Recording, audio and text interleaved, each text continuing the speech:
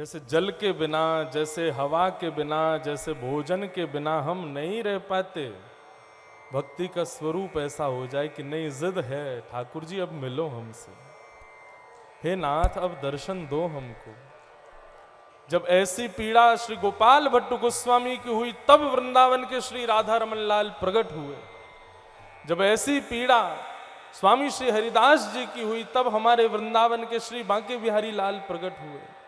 जब ऐसी पीड़ा आपके ओरछा के श्री हरिराम व्यास जी के हृदय की हुई तब पन्ना के श्री जुगल किशोर जी प्रकट हुए। ऐसी पीड़ा जब सन्यासी बाबा के हृदय में हुई तब बागेश्वर बालाजी प्रकट हुए।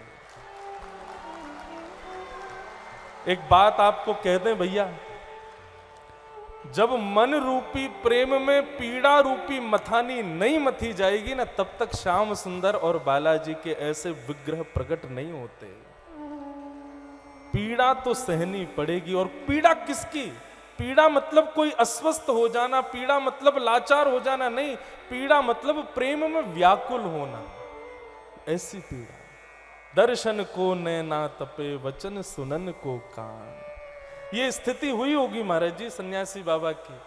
बालाजी से कही होगी कि बालाजी अब नहीं रहा जा रहा है, अब तो दिखो, अब नहीं रहा जा रहा, अब तो आप सुनाई दो, अब नहीं रहा जा रहा, अब तो हृदय को कोई पानी की प्यास से मेरी तपन नहीं बुझे, अब तो आप दिखो तभी होगी।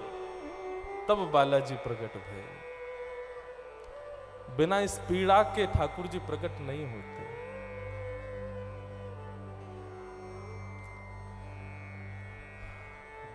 जिसने पीड़ा नहीं सही प्रेम में, प्रेम किया ही नहीं उसने।